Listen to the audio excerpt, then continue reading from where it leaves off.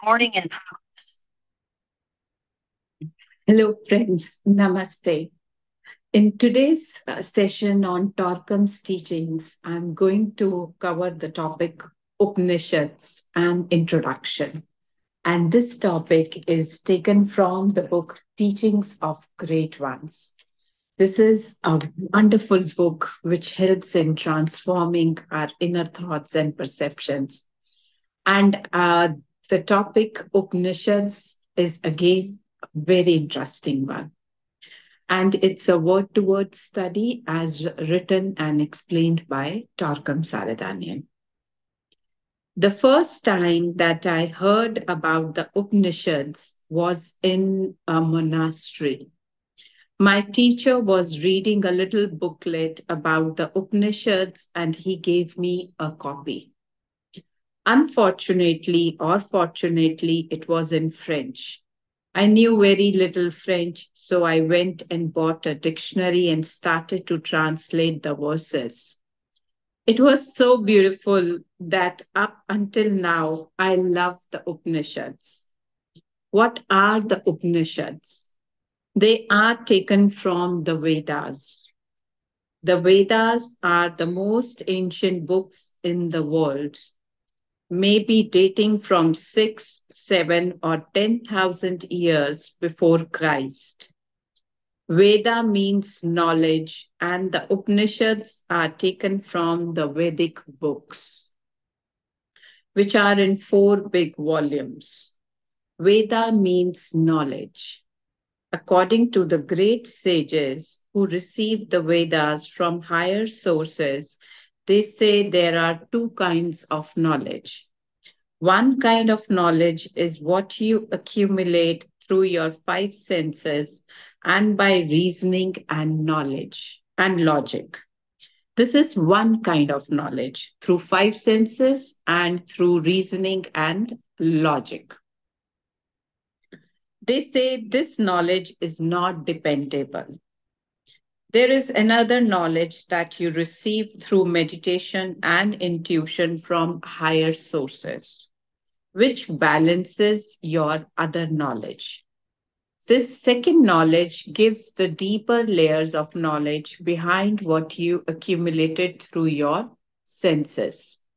Your knowledge becomes complete and balanced when you receive it from your senses, your reasoning and logic, and in the meantime, from higher sources through your meditation and intuition. This is the knowledge of the Vedas. The Vedas have a word that is very interesting. They say avidya. Veda avidya. Avidya means ignorance, total darkness. Veda means knowledge and illumination about what you are exactly. If you do not know what you are and what your origin and essence and the future are, you are ignorant. You can be a philosopher, a graduate from higher universities and colleges, but from the Vedic viewpoint, you are considered a totally ignorant person.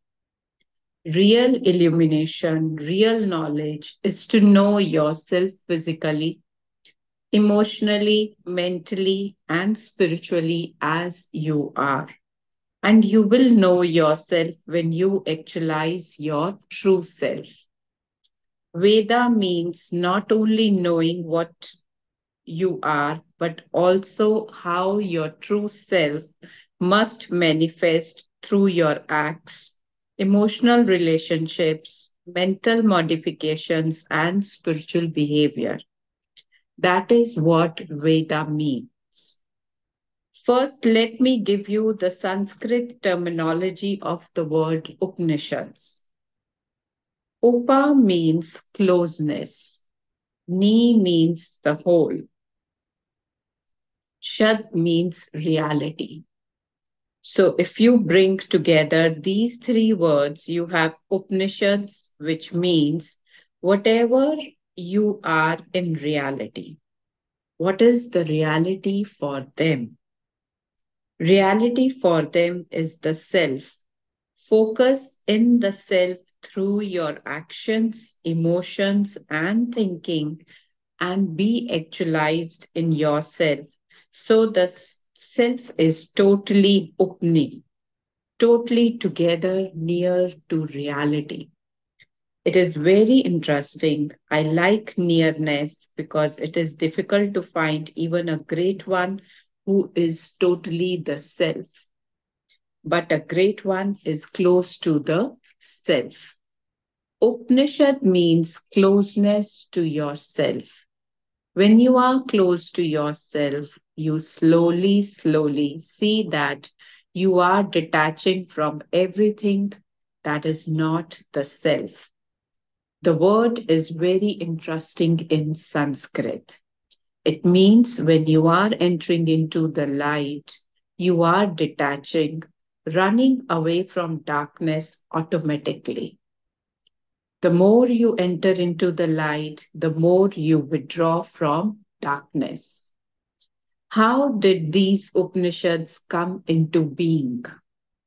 According to some authors, it is said that some people who were very famous in their business had great success in their business.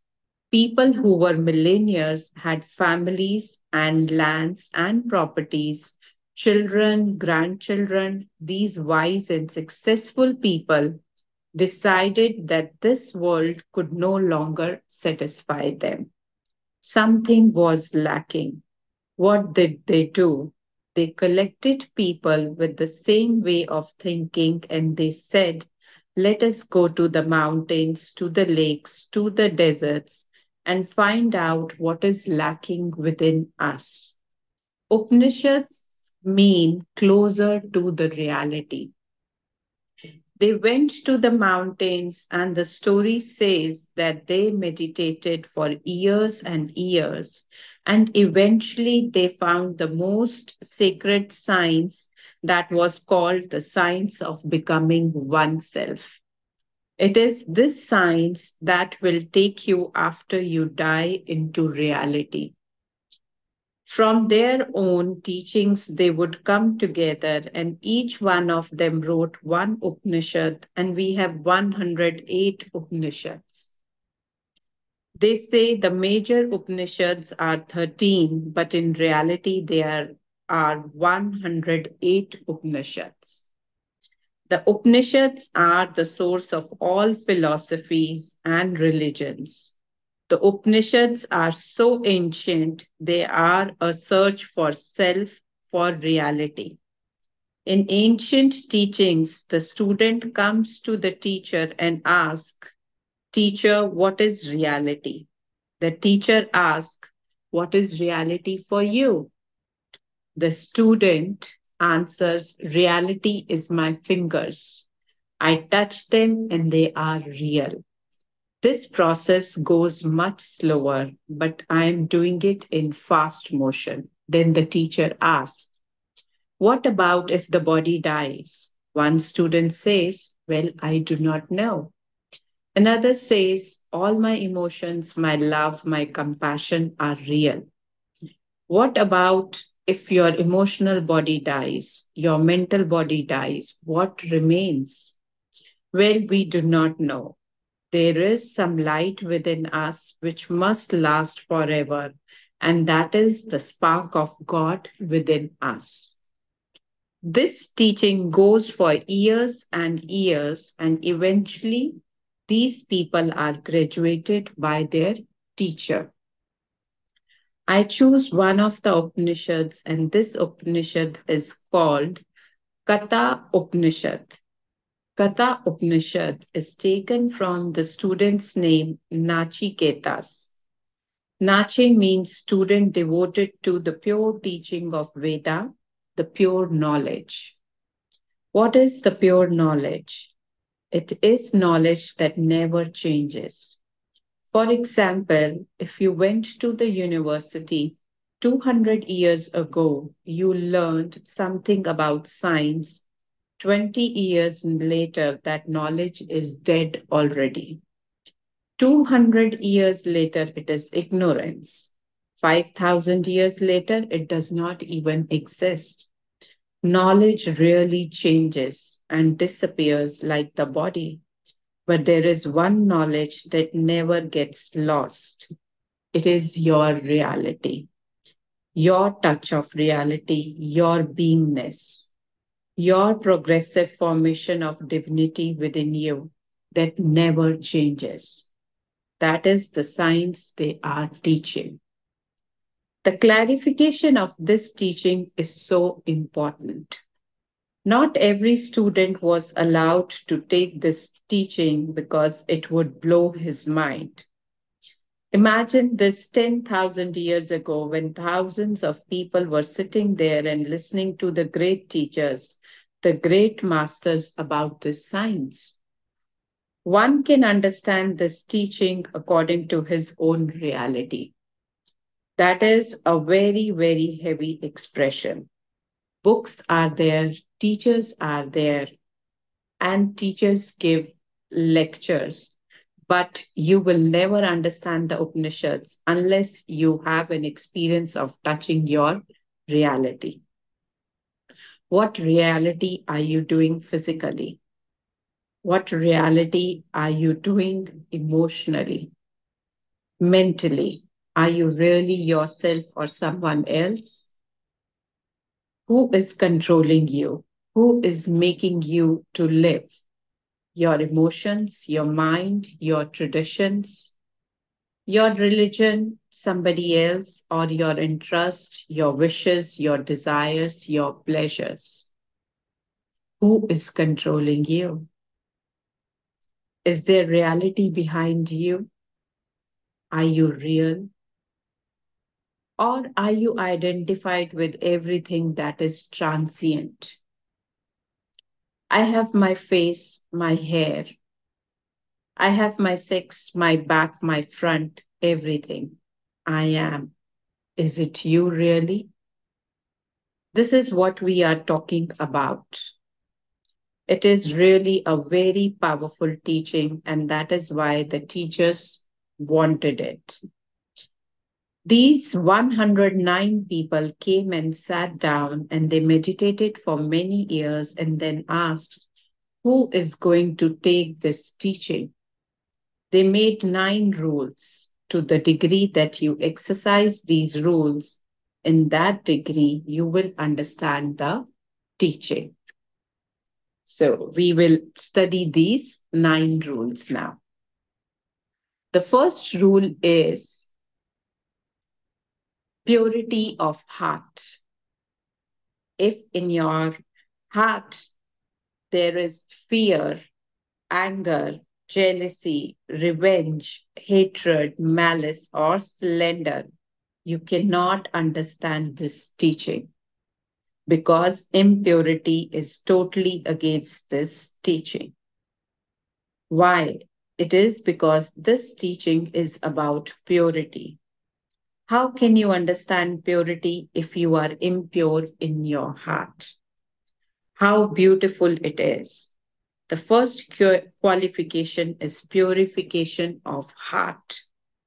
When I was in the Far East, I used to talk with Pandits, with Brahmins. They put great emphasis on the heart. That is why when I came to the United States, I thought I must write something about the heart because heart comes first. Even if a person is not highly educated, it does not matter if he has a pure heart. We were going to be graduated from a monastery. I was among 11 students. The leader said we were not going to take 5 students as permanent co-workers in our brotherhood. I said to the teacher, that boy, and that boy are so good. We have been together so many years. They are so intelligent. The leader said, the recordings show in our files that these boys in the last several years were engaged in some impure actions. For example, they stole apples, they were jealous, they demonstrated anger, violence. These are impure actions. They gossiped about classmates, they hated their friends, they did not cooperate with others. They are very intellectual, but they cannot take advanced teachings. I had tears in my eyes because I loved those boys so much. They were real smarties. Intellectually, they were perfect. They could solve any problem. They could do everything. But when they solved your problems, suddenly they would steal from your pocket. There was something dead in their nature. They would help you, but then suddenly you would see that your rug was gone from your room. They would help you, but whatever they would do for their own self. When a person does things for own self, he cannot find the self because he's totally dead in his spiritual self. We were only 6 people who graduated. I was not too much a smarty, but I had some qualities of character that the teachers loved. I was straight with everybody. If I had lessons to learn, I would leave them and teach the others. When I was asked if I was done with my homework, often I used to say no. I did not have time. This was my nature. I continued like that. The first thing is purity of heart. If you do not have purity of heart, it is really too bad. Clean your heart. If you do not have a clean heart, you will be suffering very much in future lives, in future generations. The second rule is avoiding selfish and forbidden actions. Think about how many times you do these things. You are going to avoid forbidden and selfish actions. Strangely enough, in the teaching, it says that forbidden action and selfish action are equal to sin. Sin means commitment of forbidden action and selfish action. If one assimilates the teaching only 10%, our life will totally change. National life will change, everything will change. The third rule is to practice daily meditation and devotion. We do not have time. Early morning, we wash our eyes, run to the car. On the freeway, we curse many people and then come back. Our boss has a sour face because he fought with his wife, or he divorced his wife, or the children went away. It is a mess. We do not have time for meditation. Devotion is to take something greater than you and pure love upon it so that you become one with it. Devotion is not kneeling down and doing some prayers. You must have somebody greater than you. God, Christ, Krishna, Mother Mary, and so on. It does not matter who or what it is. It can be a heart, a symbol, a fire, a flower that is worshipped. See how beautiful it is. It must be something beyond you. And at that moment, you pull yourself from the reality which you are and center yourself into a new reality that is worship. Some Upanishads and Vedic people early morning get up at 4 or 5 o'clock. I knew a man who was a philosopher and he was the dean of a great university. He used to be there at 7 o'clock early morning. One day I slept at their home. He was up at 4 o'clock. He did his devotion and meditation.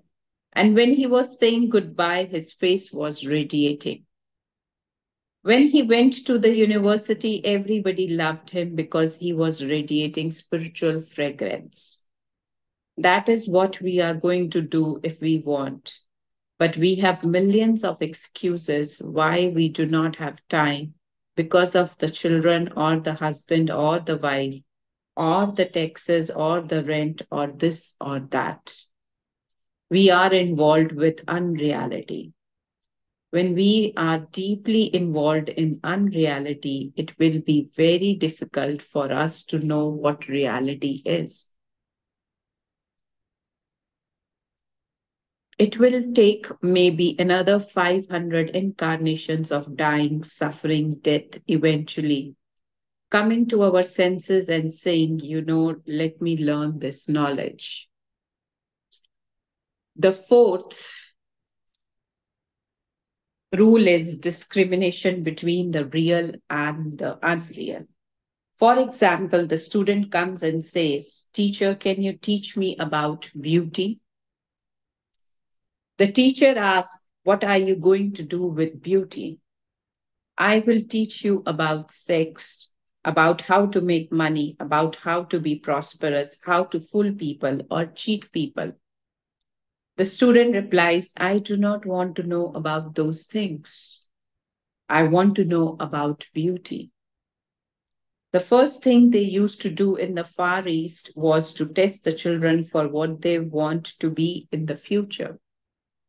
They may put in front of the children lots of things and ask them to choose. It is the test of the child's discrimination. You can go deeper and ask, what is discrimination? How is your discrimination operating in your life? What are you doing? Do you have discrimination between the real and the unreal? Are you really dedicating yourself to the real, or you are lost in the unreal? People are lost in matter, money, sex, business, children, and so on. There is no end. You will perpetuate such a life force forever. When are you going to make a breakthrough, having all the things you need, but using them for reality? The fifth rule is inner calmness and control of your emotional manifestations. Mostly our emotions control us. It is so bad. We cannot really stand beyond it. Serenity of mind is the sixth rule. This teaching cannot be given if you do not have serenity of mind. What is that? In the secret doctrine, in advanced teachings, they explain and say that the mind is like a pool, like a little lake. If you project images on that lake, the reflection must stand clear. But if it is agitated, the reflection becomes distorted. For example, if there is a tree reflected in the agitated lake, the tree looks as if it is in pieces. Your mind cannot receive the reality, the pure knowledge, until your mind is stilled. So those who are doing meditation know the first step in meditation is to calm your mind. Forget the physical body, your business, your troubles, your gossip, your taxes, and so on. Can you reach for 3 minutes calmness of mind? In that 3 minutes, you can really and suddenly see the plan of your soul and how it is reflected in the mirror. H.P. Blavatsky says that eventually the pool of our mind must be a shining mirror. There is no agitation. It does not mean that you do not have problems, but they do not affect it.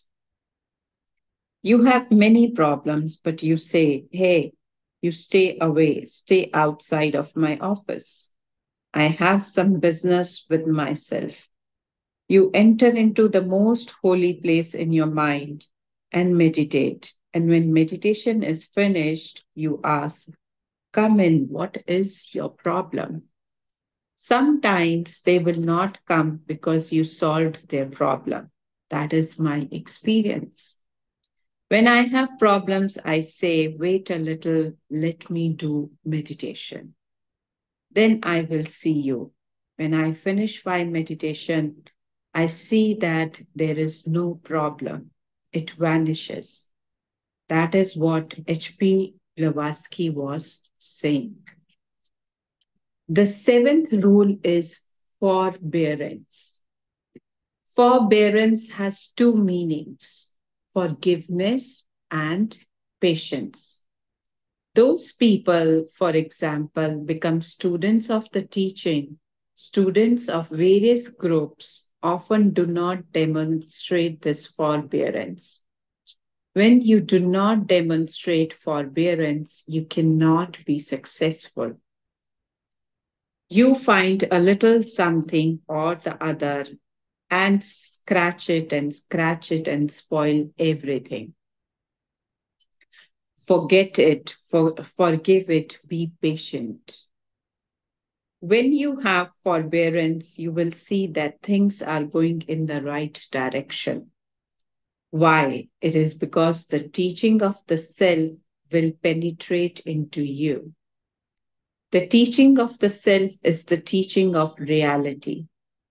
Reality will slowly penetrate within you because you have forbearance. Actually, this word seems outmoded and people do not like it. What do they want? Crimes? Killing? Do you hear about forbearance from your radio? God save us. Why should we hear about forbearance? You hear the words, I will kill you. You hear that a million times in one performance. Think about forbearance and broadcast it through your mind. Practice it. See how you can do it. Forgiveness and patience. Forbearance means resignation from your false self. Forbearance means that you are resigning from your stupid self, selfish self, and from your self centeredness. You are letting it go. If you do not resign from that accumulated tumor that you call self, you cannot find the true self. I have seen this tumor for 30, 35 years in these groups and how people have spiritual tumors. He did not do what I wanted him to do. So what? You did not do a million times the things people told you to do. So do you not have a little forbearance for the sake of something great you can do? The eighth rule is concentration. It is very interesting that generally concentration is taken to mean to focus your mind. But in reality, concentration is total dedication of your life for a great purpose, for a great vision, for a great plan. That is concentration. People can sit down and concentrate on a screw and think about it and then on the nut of the screw. They can do it for one day even, but they are not advancing spiritually because that is not real concentration. Concentration has a goal and you devote everything, dedicate everything to actualize that goal. This is concentration. With concentration, for example, you say, I'm going to build a hospital and I'm going to make that hospital free for every cancer patient. And I will kill myself to do that. Now you are concentrating. Every minute you feel, you think, you act to achieve your goal. That is concentration. One day, I remember there was a girl who was reading and writing, going to this group, that guru, that master, that initiate. She was going everywhere and she came and told me that she had learned so many, many things. I said, you do not have concentration, dear. You are a window shopper, nothing else. You go and see a dress and say, I love that dress. Look at those shoes. Look at that blouse. Look at that shirt. Then you go home because you do not have a penny in your pocket.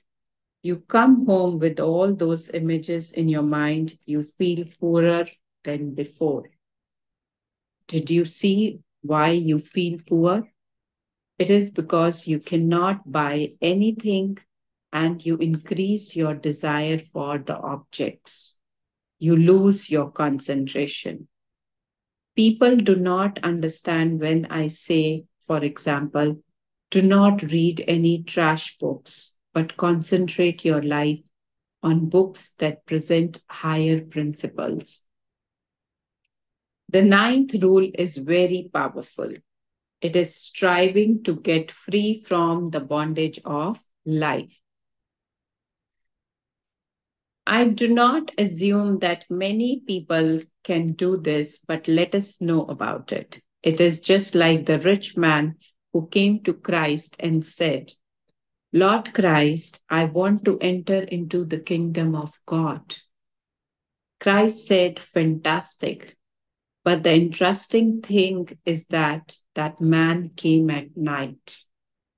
That was a very defective sign.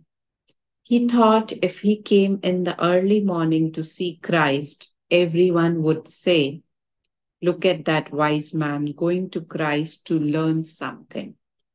There was something dark there.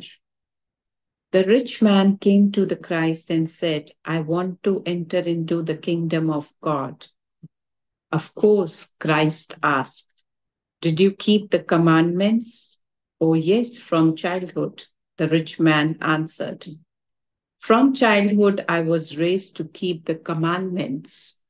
Fantastic, said Christ. You are almost ready, but one thing remains for you. Go, sell everything you have and give to the people who need it. The man was grieved and said, I will see you tomorrow. Christ then said something very interesting. If a camel can enter into the needle's eye, a man who is identified with all that he has will also be able to enter into the kingdom of God. The ninth rule was a test to see if the disciples were totally ready, had renounced everything, and were now ready to take the oath to study the Upanishads. It is not like putting 50 cents in the bowl and saying, let me now listen. It is not like that. We are going to help the whole group become like this, not just 3 people or 4 people. They must be ready for it, or else they will shatter from the knowledge because knowledge is energy. What is the oath you are going to take? When the disciples come who will take the Upanishads, the science of the self, they kneel down and meditate on these words for days, not just saying the words in passing. They take every sentence and study it, and when they study it, they say, Teacher, we are ready for it. Their teacher gives them something that is so important, a thread with 9 knots, standing for 9 initiations. Then the teacher demonstrates the ceremony, which is called sacrifice of fire. After that, the teaching of the Upanishads begins. The first thing they will say in the ceremony is Om. What is Om? Even many people ridicule it. Om is the name of the one spirit in everything, everywhere. What is that one spirit? It is part of yourself. When you are saying Om, you are going to say, I am one with that whole source of creation in 3 levels. When you say Om, you are calling the name of that which created everything in the universe, which is the source and last refuge of everything.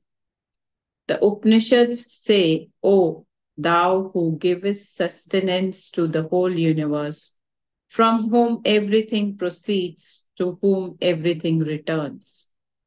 That is the source we are talking about. It is not the God who kills and massacres you, takes revenge upon you. These kinds of gods do not exist in reality. Do you see that? Now the prayer is as follows. May the Most High protect us. Protect from what? It is from attacks of matter, dark forces, physical, emotional, mental unreality. When you fall into unreality, you are in danger. You are praying to be protected. Do not take me into temptation. It is the same thing. It is so beautiful. May the Most High bestow upon us the fruits of the divine knowledge of self.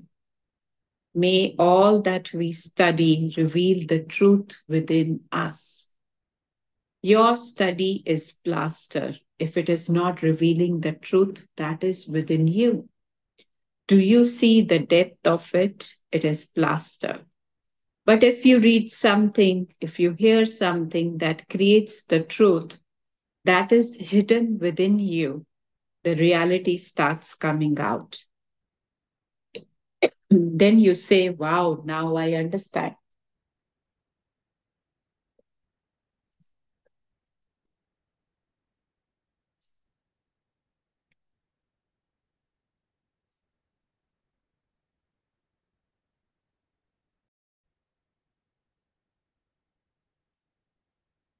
You are praying to be protected.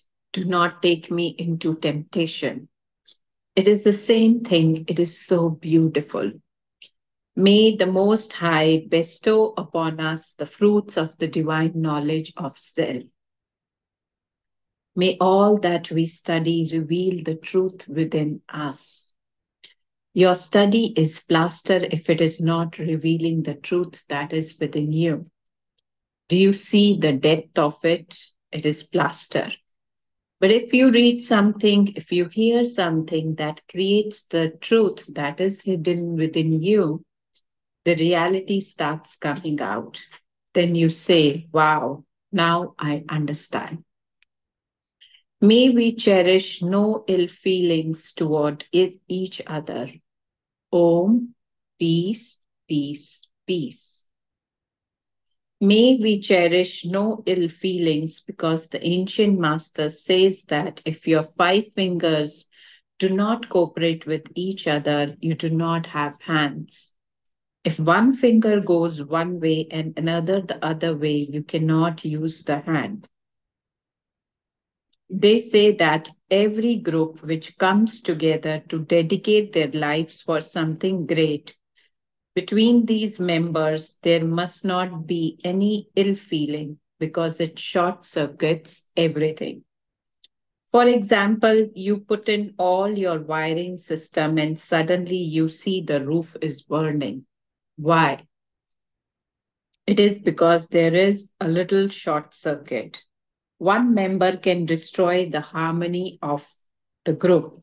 Do you see how powerful it is? It is not because he or she has power. It is because he or she is dirty, short circuited. A short circuit is the accumulation of dirt. I have given a very nice foundation for you. Now, when you hear about the Upanishads, you will like it. It is not hypnotism, black magic, dark forces, this or that. I was talking to a minister when I said Upanishads. He went, oh, he was horrified. I asked, are you having a heart attack? He said, do not repeat these names. What is wrong with the Upanishads? Upanishad means to draw yourself totally into reality. That is what Christ said. That is what Buddha said. That is what Krishna said. Actually, Krishna's teaching is 80% taken from the Upanishads. 90% of the Gospels are taken from the Bhagavad Gita. It is so interesting. There is nothing new in the universe. All is coming from each other because one source gave all this teaching. You are appropriating it in the right place, at the right time for the right people. There is no big and small, this and that. It is one source, one light. For example, you have 500 bulbs here, and all the bulbs are fighting against each other and saying, my light is this, my light is that. Suddenly, someone is turning off the switch. There is no light. Light is coming from only the one source. So, the Upanishads, what does this mean? It means to draw yourself totally into reality. Upanishad means connecting you to your real self. So, hope you have enjoyed this introduction about Upanishad. We will talk more about the teachings of great ones in our next session. Bye-bye.